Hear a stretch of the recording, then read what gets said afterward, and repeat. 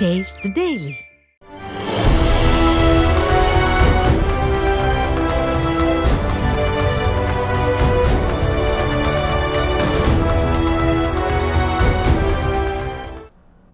விடியல் பயணம் என வெக்கமின்றி விளம்பரம் செய்யும் திராவிட மாடல் ஆட்சியில் மாதம் தவறாமல் கூட்டு பாலியல் வன்கொடுமை சம்பவங்கள் அரங்கேறுகிறது. அப்பாவி பெண்களை, பெண் குழந்தைகளை கொஞ்சமும் அச்சமின்றி மனித மிருகங்கள் கூட்டம் கூட்டமாக பாலியல் வன்கொடுமை செய்த அவலத்தை வேதனையுடன் பதிவு செய்கிறது நியூஸ் ஜே.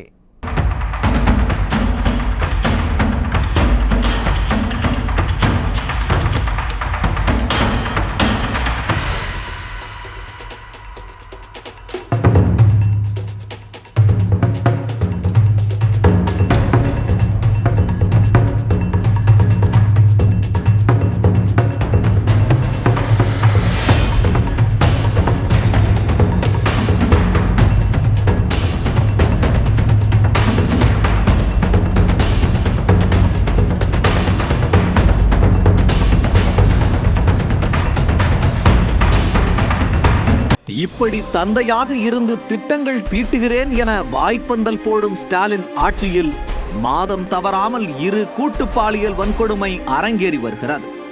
இந்த ஆண்டின் முதல் மாதமான ஜனவரி மாதத்தில் திருப்பூர் மாவட்டம் காங்கேயம் அருகே 17 வயது சிறுமியை குளிர்பானத்தில் மதுவை கலந்து கொடுத்து வடமாநிலத்தைச் சேர்ந்த 2 இளைஞர்கள் கூட்டு பாலியல் வன்கொடுமை செய்தனர். கடலூர் மாவட்டம் திட்டக்குடி அருகே 17 வயது சிறுமியை கட்டாயப்படுத்தி பாலியல் தொழிலுக்குள் தள்ளிய கொடுமையும் நடந்தது. பிப்ரவரி மாதத்தில் தலைநகர் சென்னையில் இருக்கும் ஒரு மாநகராட்சி பள்ளியில் 4ஆம் வகுப்பு படிக்கும் குழந்தைகளை போதை ஆசாமிகள் பாலியல் வன்கொடுமை செய்ததாக வந்த செய்தி அதிர்ச்சியை ஏற்படுத்தியது. அதே மாதத்தில் புதுக்கோட்டை மாவட்டம் கீரனூர் அருகே 13 வயது சிறுமி 3 இளைஞர்களால் கூட்டு பாலியல் வன்கொடுமை செய்யப்பட்டார். மார்ச் மாதத்திலும் 2 கூட்டு பாலியல் வன்கொடுமை சம்பவங்கள் அரங்கேறின. சேலம் அருகே 15 வயது சிறுமியை குளிர்பானத்தில் மது கலந்து கொடுத்து 2 காமுகன்கள் பாலியல் வன்கொடுமை செய்தனர். திருப்பூர் அருகே திருவிழாவில் பாட்டு கச்சேரி பார்க்க சென்ற 17 வயது சிறுமியை கடத்தி 6 பேர் கொண்ட கும்பல் கூட்டு பாலியல் வன்கொடுமை செய்தது. ஏப்ரல் மாதத்தில் தலைநகர் சென்னையில் எம்ஜிஆர் நகரில் பள்ளி சென்றுவிட்டு வீடு திரும்பிக் கொண்டிருந்த சிறுமியை 2 காமுகன்கள் கடத்தி சென்று பாலியல் வன்கொடுமை செய்தனர். மே மாதத்தில் தமிழகத்தையே உலுக்கிய உடுமலை கூட்டு பாலியல் வன்கொடுமை சம்பவம் அரங்கேறியது. திருப்பூர் மாவட்டம் உடுமலை அருகே 17 வயது சிறுமி 3 சிறுவர்கள் உட்பட 9 பேர் கொண்ட கும்பலால் கூட்டு பாலியல் வன்கொடுமை செய்யப்பட்டார்.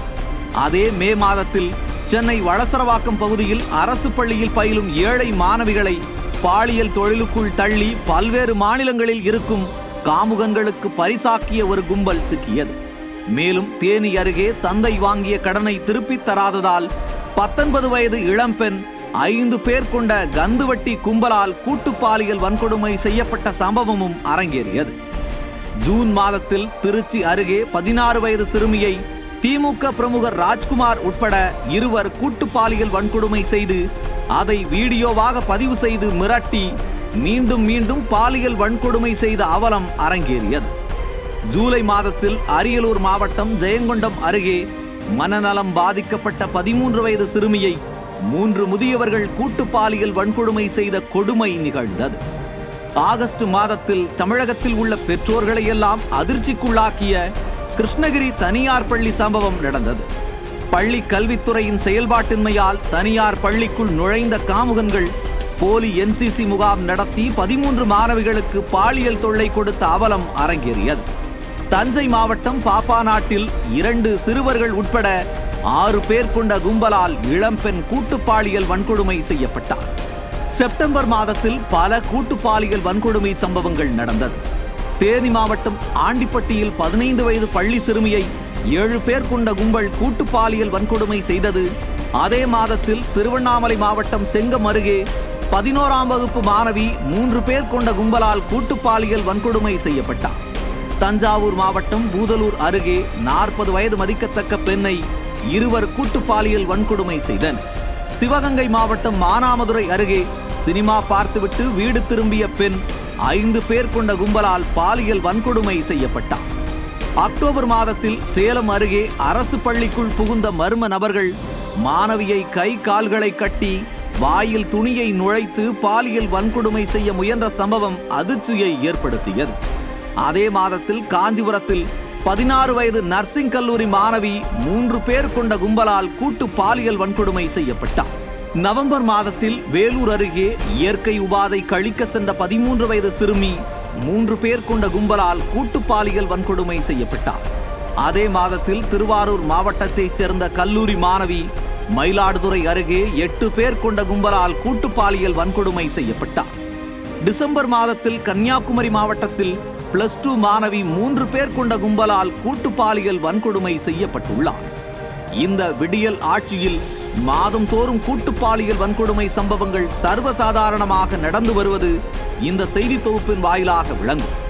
இது தவிர்த்து அண்ணா பல்கலைக்கழக மாணவிக்கு நிகழ்ந்ததைப் போல பல கொடுமைகள் பல பெண்களுக்கு நடந்து வருகிறது. அரசு அலட்சியமாக இருப்பதால் குற்றவாளிகள் அச்சமின்றி 2, 3, 7 பேர் 8 பேர் என கூட்டு சேர்ந்து கொஞ்சமும் மனித தன்மையின்றி இத்தகைய குற்றங்களில் ஈடுபடுகின்றனர். ஸ்டாலின் அவர்களே, இதுதான் நீங்கள் கொடுப்பதாக சொன்ன விடியலா?